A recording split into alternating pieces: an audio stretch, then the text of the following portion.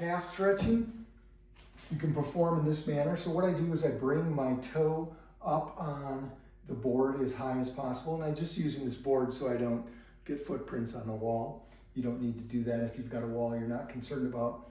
And I'm keeping my knee straight for this one, and I'm bringing my hips towards the wall, or my body towards the wall, not bending forward towards the wall.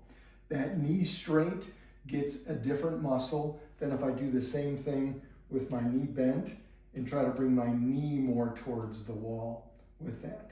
For this, I'd want you to hold the exercise, hold the stretch for 30 seconds, and you can do that 1 to 2 times. So knee straight for 30 seconds, knee bent for 30 seconds. And of course, do both legs with that. I call this the couch stretch, essentially because I'm using the couch to hold my feet. So I'm in this position, and then I'm going to slide my body back.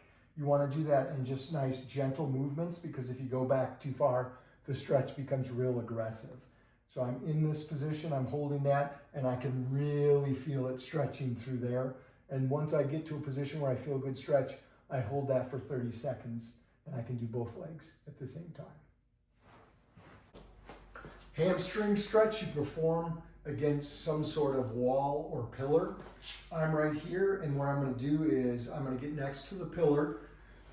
I put my leg up there. If you can't get that close, you're going to want to go back. If you can get that close, you go up against the wall, the pillar, and your down leg, the calf should be touching the ground. Calf touching the ground, toe slightly inward, this toe slightly inward. I just relax and force my knee out using the muscles to lock my knee out. Hold that stretch. You probably feel it in the calf and definitely feel it in the hamstrings. Hold that for 30 seconds as well. You can do that multiple times if you feel like you need more stretching with it. For strengthening the ankle, I have tied a band loop, and I've just put it underneath the leg of the sofa. And I'm just going to wrap that around my foot. And then I'm just going to take something that elevates my ankle, and I'm going to get this kind of high if I can. And then from this position, I'm just going to go to the inside.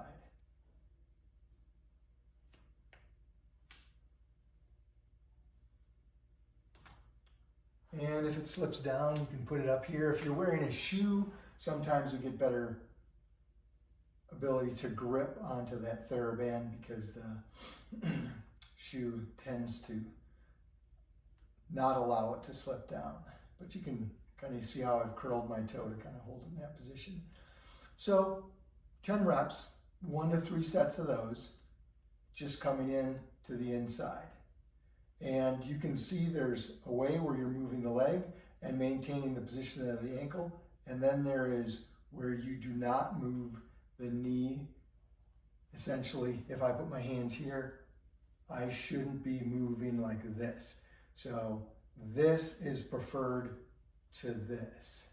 So coming in like this, not moving your whole leg, but trying to isolate the ankle there. So that's to the inside. If I were to do this coming straight back, it would look just like this. If the resistance is not enough, I can slide back to put the resistance band on tension, greater tension.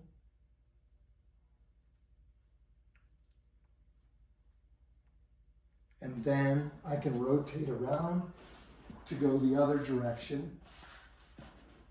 So I'm going to the outside.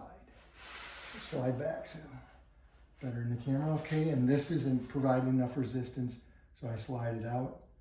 And I'm trying not to move the whole leg and isolate the ankle. And then I can hold on to the band to go straight down. That's really if you don't have a lot of strength, because it's a pretty easy exercise. That going down into that position's fairly easy. So we really get to the point where we're just gonna do heel raises. And you can put your hands on something to provide a little bit of balance. You can see my movement because I'm not touching anything with my hands. If that's too difficult, you just start with one leg. And you can do this both with your knees bent and your knees straight to focus on different muscles as you do those.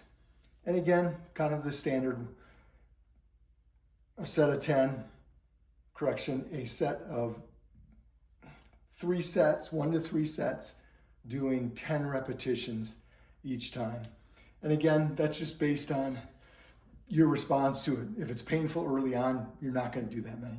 If it feels like it's too easy, try to figure out a way to make the exercise harder or do more reps of it.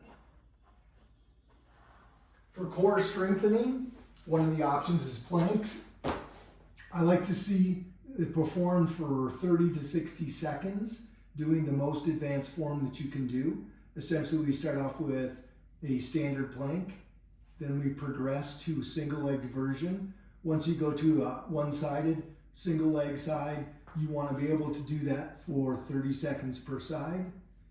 Then we go to, with a wider stance, arm forward, and then eventually we get to arm and opposite leg. Also, the side plank, feet stacked like this, come up into this position. To make this more difficult, lift the top leg and hold. The inside plank is where you bend your bottom knee and you just lift your body off, keeping the hips forward so that your body is straight, essentially in this position. Be careful not to stress the inside of the knee. If you have that stress on the inside of the knee, and in terms of pain, you want to back off. Then just doing bridges, progressing to single leg bridge, and to make it more difficult, the further out you take your feet, the harder it gets. You want to be able to get this position for 30 to 60 seconds. I recommend you do a slow running progression where you start out with maybe a half mile to 3/4 of a mile, take a day off, and then go back the next day and try a little bit further and see how it is.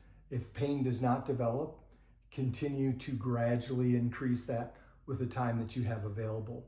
If you notice that there is pain with that, you really want to make sure that that pain reduces significantly within 5 to 10 minutes. If that's the case, you may be okay gradually increasing as well, as long as the pain does not remain for a long time.